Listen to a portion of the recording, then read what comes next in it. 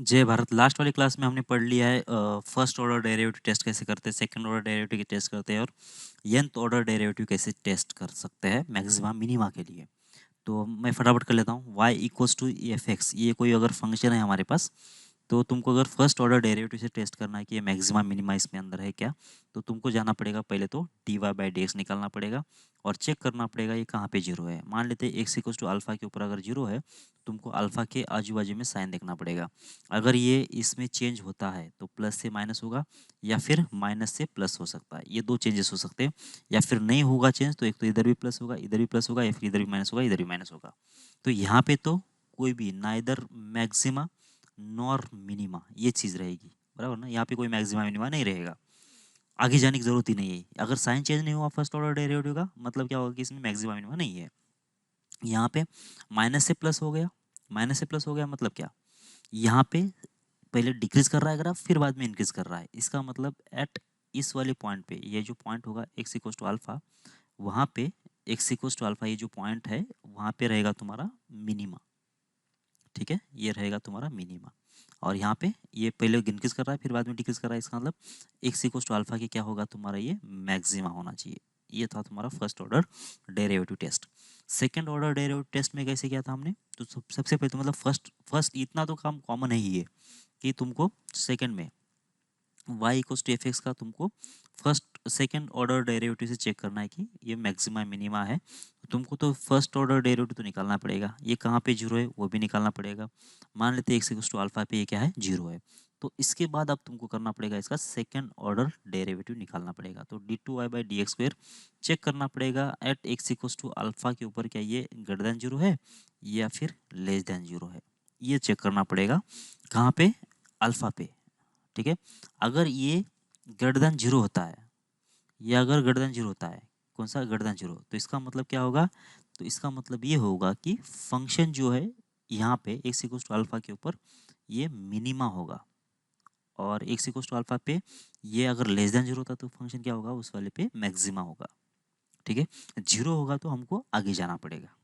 ठीक है, और आगे क्या बोला था हमने कि जब odd order derivative less than zero होगा, मतलब ऑड ऑर्डर डेरिवेटिव अगर नॉन जीरो होता है तो वहाँ पे क्या होता है इन्फ्लेशन पॉइंट, और अगर इवन ऑर्डर डेरिवेटिव अगर नॉन जीरो होता है तो वहाँ पे मैक्सिमा मिनिमा होता है।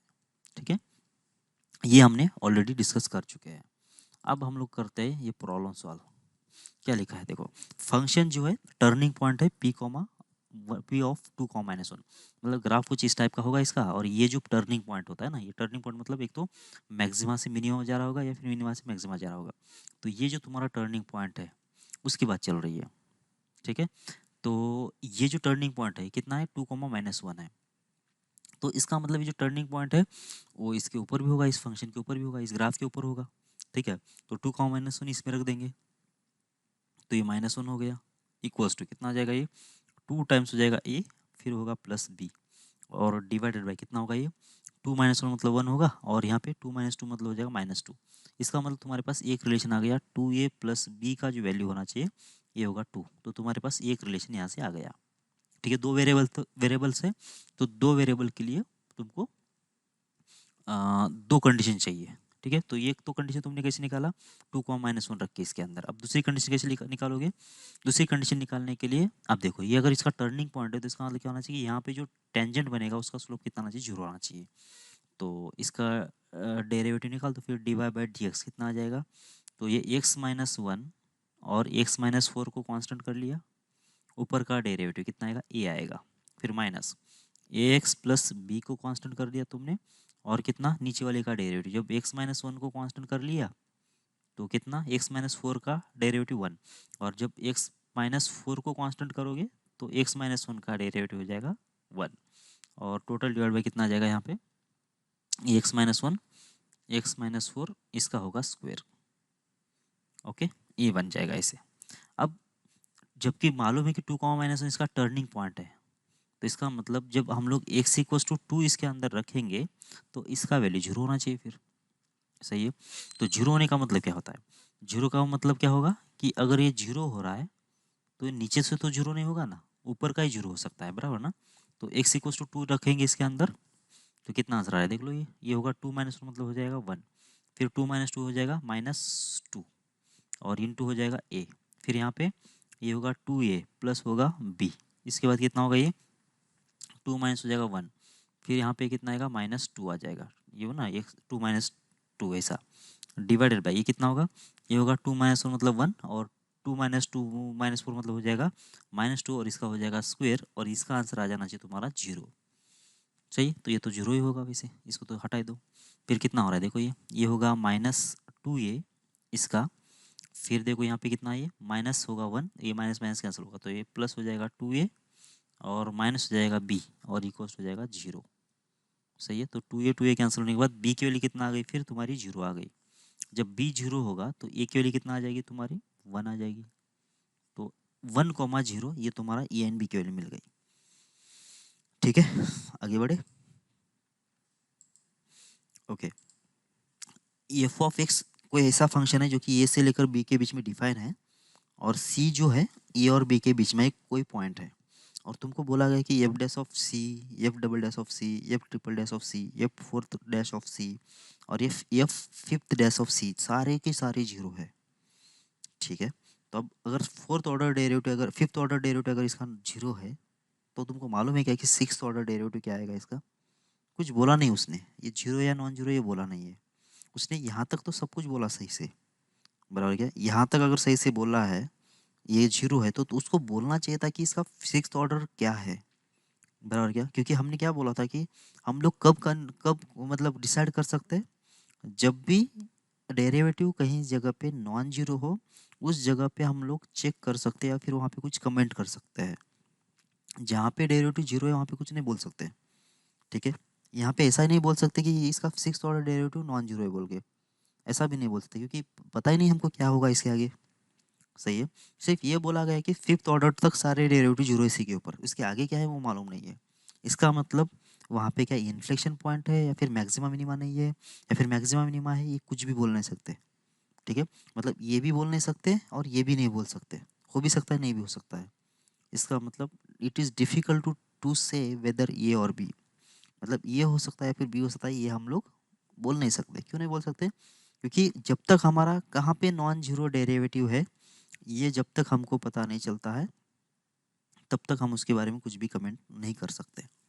ठीक है, इसलिए हम लोग यहाँ पे कहीं पे भी नॉन जीरो डेरिवेटिव नहीं दिया है, इसलिए इसके बारे में हम लोग कुछ नहीं बोलेंगे।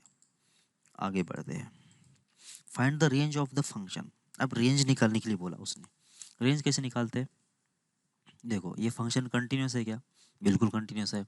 तो हम लोग क्या करेंगे, इसका ग्राफ कैसा होगा, कुछ इस टाइप का होगा, है ना, इस टाइप का कुछ होगा। तो इसका मतलब क्या होगा कि इसका जो मैक्सिमम वैल्यू होगा ना, ये होगा रेंज का मैक्सिमम हमारा, और इसका जो मिनिमम वैल्यू होगा वो रेंज का मिनिमम वैल्यू होगा। बराबर है क्या? तो हम लोग क्या करेंगे, इसका मैक्सिमम वैल्यू और मिनिमम वैल्यू निकालेंगे। तो रेंज हमारा कितना होना चाहिए? रेंज हमारा होगा एफ मिनिमम से एफ मैक्सिमम, क्योंकि ग्राफ जो है वो कंटिन्यूस दिख रहा है इसलिए। ठीक है, एफ मिनिमम निकालो और एफ मैक्सिमम निकालो, दोनों के बीच में क्या होगा, इसका रेंज होना चाहिए। ठीक है, और ये निकालने के लिए हमको क्या करना पड़ेगा, डिफ्रेंशिएट करना पड़ेगा। लेकिन यहाँ पे ये फंक्शन थोड़ा सा ज़्यादा लंबा है, तो हम इसको कुछ कम करने की कोशिश कर लेते हैं पहले। देखो कैसे करेंगे, यहाँ पे x⁴ है, यहाँ पे मैं कर लेता हूँ 2 टाइम्स ऑफ x², और यहाँ पे कर लेता हूँ +1। तो क्या क्या किया मैंने, उतना यहाँ से घटा दो, तो ये +1 ले लिया तो ये 4 होगा, और -x² करना पड़ेगा। बराबर, ये 5 था, 1 + 4 कर दिया, 1 तो हमने यहाँ पे यूज़ कर लिया, और 4 जो है रह गया था वो हमने बाजू में दे दिया, और यहाँ पे एक एक्स्ट्रा x² ऐड कर लिया था, उसको भी सब्ट्रैक्ट कर दिया। और नीचे क्या है, नीचे देखो ये x² + 1 होल स्क्वायर है, तुम x² + 1 इसको भी दे दो, और यहाँ पे भी x² + 1 होल स्क्वायर दे दो ऐसे, और ये बीच में प्लस का प्लस। अब ये जो है वो दोनों सेम ही है, तो कैंसिल आउट हो गया। तो तुम्हारा फाइनली कितना आ गया, 1 + 4 - x² डिवाइड बाई कितना होगा, x² + 1 का स्क्वायर, ये होगा तुम्हारा। ठीक है, तो अब क्या करोगे तुम, डिफ्रेंशिएट कर लो, अब थोड़ा इजी पड़ेगा। ठीक है ना, तो dy/dx ये तुम्हारा y के बराबर है, कितना होगा, 1 का तो 0 होगा, फिर बाद में x² + 1 का स्क्वायर कांस्टेंट, फिर कितना आएगा, माइनस आएगा 2x, फिर माइनस कितना 4 - x², फिर इधर कितना आएगा 2 टाइम्स हो जाएगा x² + होगा 1, फिर आ जाएगा 2x टोटल डिवाइडेड बाय कितना होगा ये एक्स स्क्वायर प्लस 1 इसका पावर हो जाएगा 4 और इसको करना पड़ेगा 0, इसको करेंगे 0। सही है। अब देखो इसको 0 करेंगे तो ये तो सब इधर जाके 0 होगा और इसमें कितना कॉमन आएगा एक्स स्क्वायर प्लस 1 ये कॉमन आ जाएगा। ठीक है, तो और कितना होगा ये माइनस हो जाएगा 2 टाइम्स ऑफ एक्स क्यूब। ठीक है, और इधर से कितना आएगा माइनस आएगा 2x। फिर इधर से देखो ये तो निकल गया, ये तो निकल गया ना बाहर। अच्छा इसमें ये पूरा कॉमन है, शायद इतना पूरा कॉमन है तो इसको पूरा ही कॉमन ले लो ना, फिर 2x को भी कॉमन ले लो तो ये थोड़ा इजी पड़ेगा हमको। ओके, तो ये हटा दो सब कुछ, क्या बच गया वो लिख लो पहले। अब ये तो पूरा निकल गया, फिर तो यहाँ पे सिर्फ कितना बचेगा माइनस एक्स स्क्वायर माइनस 1 बचेगा। ये सब कुछ निकल गया है तो कितना होगा ये माइनस हो जाएगा 8 माइनस माइनस प्लस 2x² ये बनेगा और ये तो बाकी सब 0 ही है। तो देखो कितना होगा ये x² प्लस 1 तो कभी भी 0 होगा नहीं, तो ये भी तो निकाल दो तो 2 भी निकल गया। तो x इंटू कितना होगा ये यहाँ पे भी x² आएगा, ये -1 -8 कितना होगा -9 और इक्वल्स टू 0। इसका मतलब तुम्हारे पास क्रिटिकल पॉइंट कितने आ गए 0 एक आ गया, 3 एक आ गया और -3 एक आ गया, 3 पॉइंट्स आ गए। ठीक है, अब इसमें से मैक्सिमम कौन सा है मिनिमा का कौन सा है वो तुमको चेक करना पड़ेगा। कैसे चेक करोगे, दो तरीके हैं, एक तो तुम सेकेंड ऑर्डर डेरिवेटिव निकालो फिर चेक करो, या फिर क्या कर लो कि फर्स्ट ऑर्डर डेरिवेटिव निकालो, फर्स्ट ऑर्डर डेरिवेटिव निकाल के उसमें ये जो पॉइंट रख के देख लो कि साइन सिस्टम कैसा हो रहा है। ठीक है, और वैसे भी ऑलरेडी हमने क्या बोला है ये है -3, मतलब साइंस सिस्टम अगर चेक करना है तो साइंस सिस्टम से फर्स्ट ऑर्डर डेरिवेटिव से अगर चेक करना है तो कैसे चेक करना पड़ेगा, पहले तो नंबर लाइन ले लिया, उस पर ये नंबर प्लॉट कर लिया -3 फिर 0 फिर 3। ठीक है, अब किसी भी एक इंटरवल के लिए साइन चेक कर लो क्या आएगा। तो ये 1 के लिए चेक कर लेते हैं, तो 1 के लिए चेक करेंगे तो कितना आएगा ये आएगा 2, ये आएगा -2 तो कितना हो गया -4। ठीक है, ये होगा 1 -1 तो कितना हो जाएगा ये -3। ठीक है, और इधर कितना आएगा ये 2 ये 2 और ये 2 ये होगा 8 और नीचे तो पॉजिटिव है वैसे, तो कितना हो रहा है नेगेटिव हो रहा है। तो यहाँ पे तुम्हारा साइन कैसा है नेगेटिव है, इसका मतलब यहाँ पे पॉजिटिव होगा, यहाँ पे नेगेटिव होगा और यहाँ पे पॉजिटिव होगा। सही है, तो इसका मतलब ये जो ग्राफ है ये इंक्रीज कर रहा है फिर बाद में डिक्रीज कर रहा है, मतलब एट x इक्वल्स टू -3 पे मैक्सिमा है। ठीक है, और एट x इक्वल्स टू 0 पे क्या है मिनिमा है। क्यों, क्योंकि इन यहाँ पे डिक्रीज कर रहा है फिर बाद में इंक्रीज कर रहा है, मतलब ये मिनिमा ही होगा। नेगेटिव से पॉजिटिव, नेगेटिव से सॉरी कुछ गड़बड़ किया आपने, यहाँ पे नेगेटिव है तो यहाँ पे पॉजिटिव होगा, यहाँ पे नेगेटिव होगा, अल्टरनेट साइड चेंज होगा ना। इंक्रीजिंग फंक्शन में मैक्सिमम मिनिमम अल्टरनेट आ जाते हैं। ठीक है, तो ये यहाँ पे कैसा है डिक्रीज फिर बाद में इंक्रीज, मतलब एट x इक्वल्स टू -3 पे ये कैसा है मिनिमा है। ठीक है, और एट x इक्वल्स टू 0 पे कैसा है ये मैक्सिमा है, शायद मैक्सिमा होगा 0 पे, और एट x इक्वल्स टू कितना 3 पे फिर से मिनिमा होगा। ठीक है, तो मिनिमम वैल्यू मैक्सिमम वैल्यू निकालना है तुमको, -3 पे वैल्यू निकाल के देख लो कितना आएगी, यहाँ पे रख देंगे -3 पे वैल्यू। तो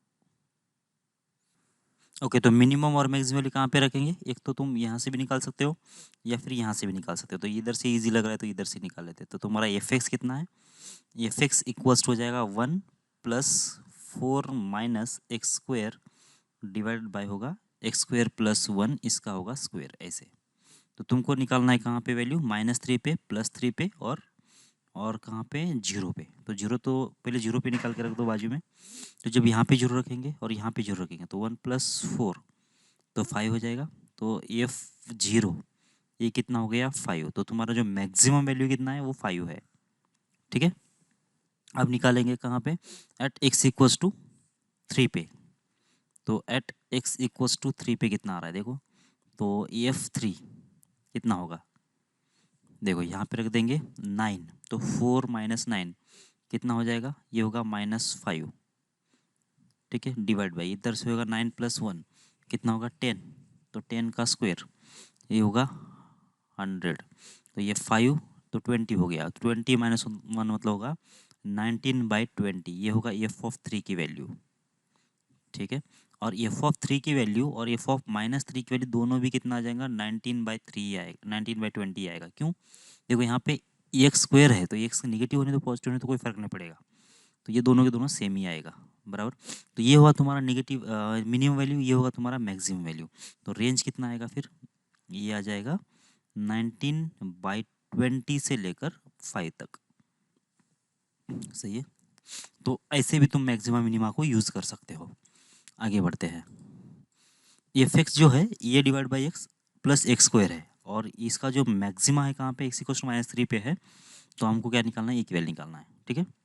तो अगर ये एक्स इक्वल टू -3 पे अगर इसका मैक्सिमा है, तो इसका मतलब इसका फर्स्ट ऑर्डर डेरिवेटिव जो आएगा कहाँ पे, एक्स इक्वल टू -3 पे 0 होना चाहिए। तभी तो मतलब यहाँ पे अगर मैक्सिमम तो यहाँ पे हॉरिजॉन्टल टेंजेंट बनना चाहिए ना, और डेरिवेटिव उसका 0 होना चाहिए।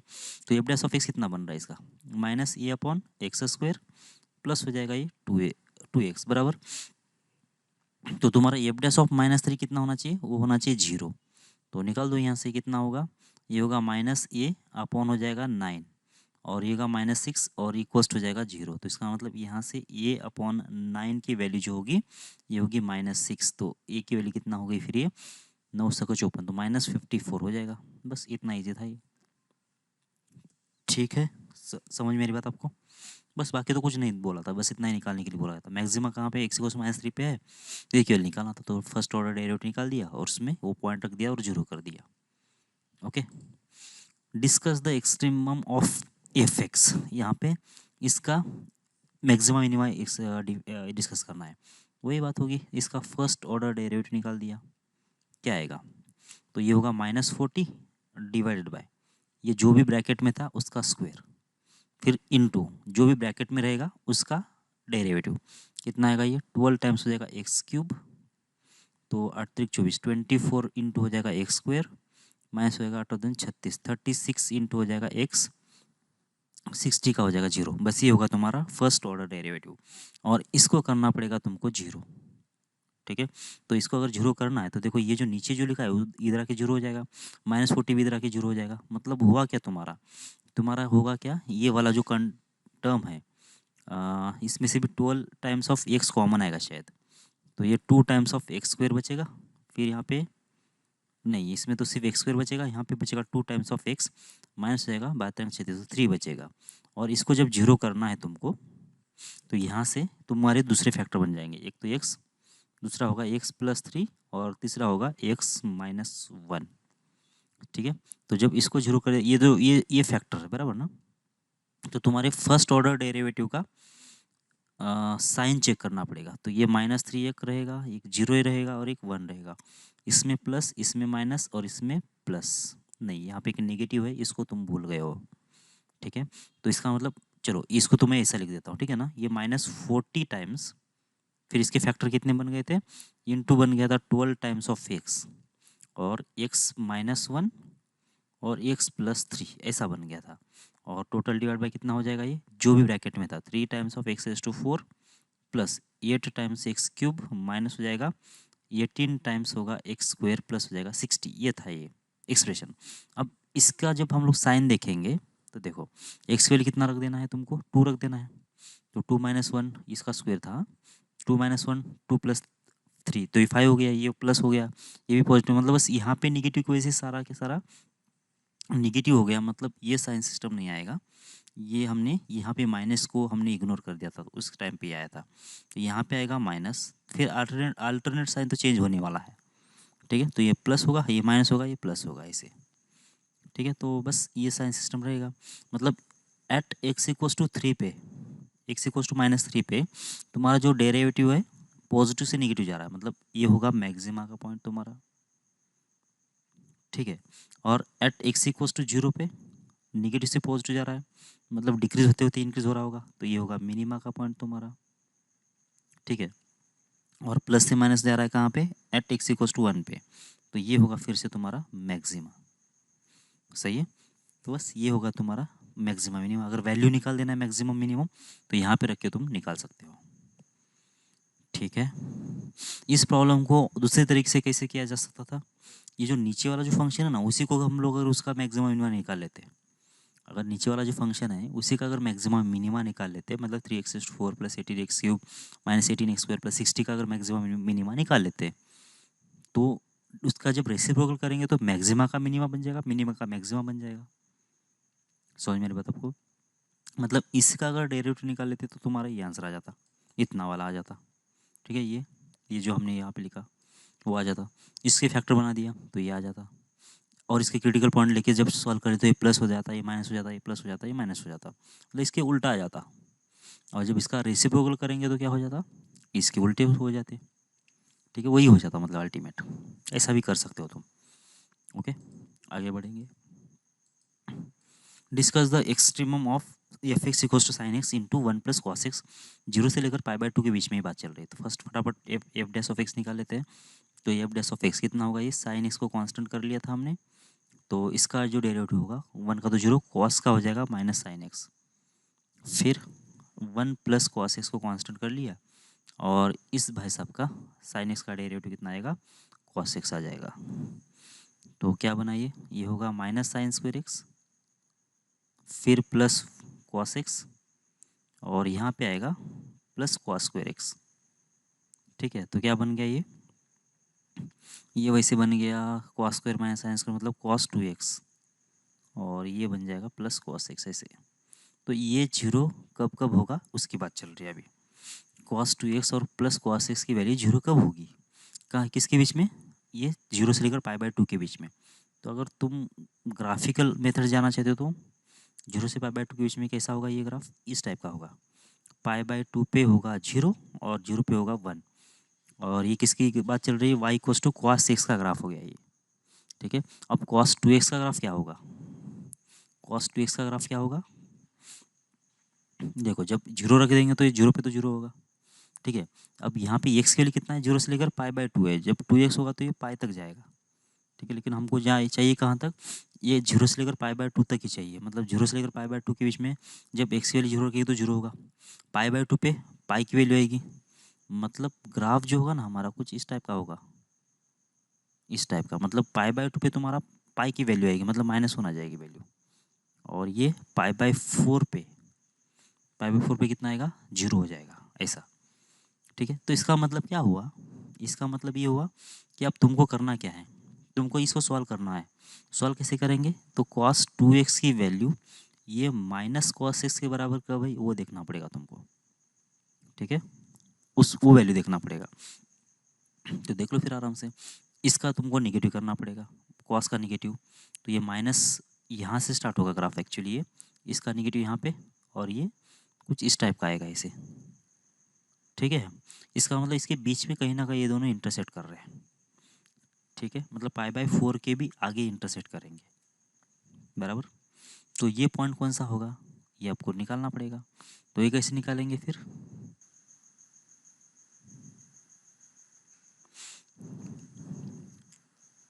देखो यहाँ पे तुम क्या कर सकते हो, x के बदले अगर तुमने π/3 रख दिया समझो, ठीक है, तो ये कितना होगा, cos π/3 हो जाएगा 1/2, और यहाँ पे जब तुमने π/3 रख दिया तो ये cos 2π/3 हो जाएगा, और cos 2π/3 कितना होता है, -1/2 होता है। तो बैलेंस हो गया ना दोनों साइड। इसका मतलब क्या आना चाहिए तुम्हारा, x जो होगा वो होगा π/3, ये होगा तुम्हारा इसका सोल्यूशन 0 से लेकर π/2 के बीच में। ठीक है, तो अब तुमको क्या करना पड़ेगा, π/0 से लेकर π/2 के बीच में तुम्हारा साइन कहाँ पे चेंज होगा, π/3 के आजू बाजू में चेंज होगा। ठीक है, तो π/4 कहाँ पे आएगा तुम्हारा, या फिर π/4 π/3 कहाँ पे आएगा, यहाँ पे कई जगह पे आएगा π/3, तो π/3 पे साइन चेंज चेक कर लेना इसका कितना आ रहा है, क्योंकि इसके आजू बाजू में तो साइन तो बदल लेगा है ना। π/3 पे कितना आ रहा है, सॉरी π/6 पे कितना आ जाएगा, ये आ जाएगा π/6 पे हो जाएगा cos 2 इंटू π/6 कितना आएगा, cos π/3, और cos π/3 तो ये होगा √3/2, और ये होगा मतलब यहाँ पे तो है तुम्हारा पॉजिटिव और यहाँ पे होगा नेगेटिव। इसका मतलब π/3 जो तुम्हारा है वो क्या होगा, ये इंक्रीज होते होते डिक्रीज हो रहा है, तो इसका मतलब एट x इक्वल्स टू π/3 पे कितना आ जाएगा, ये फंक्शन जो होगा मैक्सिमा देगा। ठीक है, बस। अच्छा, ये मुझे कॉस ये π/3 कैसे समझ में आया, कि ये जो cos 2x है और cos x है ये दोनों का आंसर 0 कब होगा, जब इसका ये डबल अगर लिखा है तो ये डबल पे इसका 1/2 और इसका -1/2 कहाँ पे आता है? π/3 पे और 2π/3 पे। इसलिए हिट एंड ट्रायल से भी जा सकते हो, या फिर हिट एंड ट्रायल से नहीं जाना है तो तुम सॉल्व भी कर सकते हो। ओके, ये क्वेश्चन कर लेते हैं। इसमें भी मैक्सिमा मिनिमा के बारे में बात करना है, 0 से लेकर 2π के बीच में। ठीक है, तो इस फंक्शन को थोड़ा रीअरेंज कर लेते हैं। f(x) इक्वल्स टू, नीचे कितना है? 2 + cos x है, 2 + cos x लिखा हुआ है नीचे। ऊपर देख लो, ये 4 × sin x है, इसको तो बाजू में रख दो। यहाँ पे -2x जो है कांस्टेंट, मतलब -x ही कॉमन आएगा, तो ये होगा 2 + cos x ऐसे। ओके, तो 2 + cos x, 2 + cos x cancel, तो ये कितना होगा? 4 टाइम्स हो जाएगा sin x, और डिवाइडेड बाय कितना होगा? डिवाइडेड बाय हो जाएगा 2 + cos x, और यहाँ पे होगा -x। तो यहाँ से जब डिफ्रेंशिएट करोगे तो थोड़ा सा आपको इजी पड़ जाएगा, तो f' निकाल देना है तुमको। तो क्या आएगा? ये आएगा 2 + cos x को कांस्टेंट, फिर 4 टाइम्स ऑफ sin x का डेरिवेटिव हो जाएगा 4 टाइम्स ऑफ cos x, फिर होगा -4 टाइम्स ऑफ sin x को कांस्टेंट, ऊपर वाली कांस्टेंट। अब नीचे वाली का डेरिवेटिव कितना आ जाएगा? माइनस हो जाएगा sin x ऐसे। अब टोटल डिवाइडेड बाय कितना आ जाएगा? 2 + cos x का स्क्वायर। ठीक है, और होगा ये x का डेरिवेटिव -1। ये होगा तुम्हारा f'(x), कर लो मल्टीप्लाई, तो होगा ये 8 × cos x प्लस हो जाएगा 4 टाइम्स हो जाएगा cos स्क्वायर x, फिर इसके बाद ये होगा प्लस हो जाएगा 4 टाइम्स sin स्क्वायर x, इसके बाद हो जाएगा 2 + cos x का स्क्वायर, और टोटल डिवाइड बाय कितना हो जाएगा? ये 2 + cos x का स्क्वायर। ओके, तो जो भी है सॉल्व कर लो इसको अभी। तो होगा ये 4 cos स्क्वायर और ये 4 cos sin स्क्वायर, तो ये तो हो जाएगा 1, तो 8 इंटू होगा cos x, और ये प्लस हो जाएगा 4, इसको कंप्लीट स्क्वायर कर दो, तो ये 4 माइनस हो जाएगा 4 × cos x, और होगा -cos स्क्वायर x, और नीचे कितना है? नीचे 2 + cos x ऐसे, और इसका स्क्वायर का इसका स्क्वायर, तो ये 4 और ये 4 तो कैंसिल हो गया। फिर बाद में देखो, ये 8 cos x है और ये 4 cos x है, कितना बचेगा? 4 टाइम्स cos x बचेगा, और यहाँ पे बच गया cos square x, divide by कितना होगा? 2 प्लस हो जाएगा cos x का स्क्वायर। तो ये होगा तुम्हारा डेरिवेटिव, और इसमें से अगर तुमने cos x ऊपर में से कॉमन ले लिया तो ये होगा 4 - cos x, और डिवाइड बाय कितना होगा? 2 + cos x का स्क्वायर। ठीक है, अब इसके क्रिटिकल पॉइंट लेना पड़ेगा, और हमको देखना पड़ेगा कि कहाँ कहाँ पे जीरो है। ये नीचे वाला तो कभी भी जीरो नहीं होगा, क्योंकि cos x जो होता है -1 से +1 के बीच में होगा, और ये 2 - 2 तो कभी हो ही नहीं सकता यहाँ पे। और ये वाला सिमिलरली ये भी जीरो नहीं हो सकता, और ये वाला भी जीरो नहीं हो सकता, क्योंकि यहाँ पे भी cos x वैल्यू -1 से +1 के बीच में, और जब इसमें 4 ऐड करेंगे तो ये कभी भी जीरो नहीं होगा। मतलब जीरो जो होगा तुम्हारा बस यहीं से होगा, यही तुम्हारा जीरो हो सकता है। ठीक है, तो इसका मतलब जब cos x जीरो होगा तो cos x का अगर आप निकाल के देख लो, तो ये होगा तुम्हारा cos x बराबर, तो ये होगा तुम्हारा π/2, और ये होगा 3π/2, और ये होगा तुम्हारा 2π, और ये होगा तुम्हारा 0, और ये हो जाएगा पाई। ओके, तो तुमको क्या चाहिए? 0 से लेकर 2π के बीच में चाहिए था। तो देखो इसका जो साइन है, ये जो डेरिवेटिव है उसका जो साइन बनेगा, क्या बन रहा है साइन? फिर 0 से लेकर π/2 के बीच में cos x कैसा है? पॉजिटिव है। फिर π/2 से लेकर 3π/2 के बीच में नेगेटिव है, और 3π/2 से लेकर पाई के बीच में फिर से पॉजिटिव है। तो ये होगा किसका? फर्स्ट ऑर्डर डेरिवेटिव का साइन। ये होगा f' का साइन कैसा है? 0 से लेकर π/2 के बीच में इंक्रीजिंग कर रहा है, और π/2 से लेकर 3π/2 के बीच में डिक्रीज कर रहा है, 3π/2 से लेकर 2π के बीच में फिर से इंक्रीज कर रहा है। मतलब यहाँ पे इंक्रीजिंग, यहाँ पे डिक्रीजिंग, तो इसका मतलब एट x = π/2 पे फंक्शन कैसा है? इंक्रीजिंग है, फंक्शन होगा इंक्रीजिंग। ठीक है, और एट क्या इंक्रीजिंग नहीं, मतलब यहाँ पे क्या होगा? ये इंक्रीजिंग होते होते डिक्रीज, मतलब ये होगा मैक्सिमा, सॉरी मैक्सिमा होना चाहिए। और x = कहाँ पे? 3π/2 पे। देखो ये क्या हो रहा है? डिक्रीज होते होते इंक्रीज हो रहा है, तो यहाँ पे मतलब कितना आना चाहिए? मिनिमा आ जाना चाहिए। ठीक है, अगर तुमको मैक्सिमम और मिनिमम वैल्यू निकाल देना है तो यहाँ से तुम निकाल सकते हो आराम से। ठीक, तो ऐसे तुम चेक कर सकते हो मैक्सिमा मिनिमा के लिए। ओके, आगे बढ़े। ओके, तो आगे के प्रॉब्लम जो है हम लोग अगली क्लास में करते हैं। जय भारत।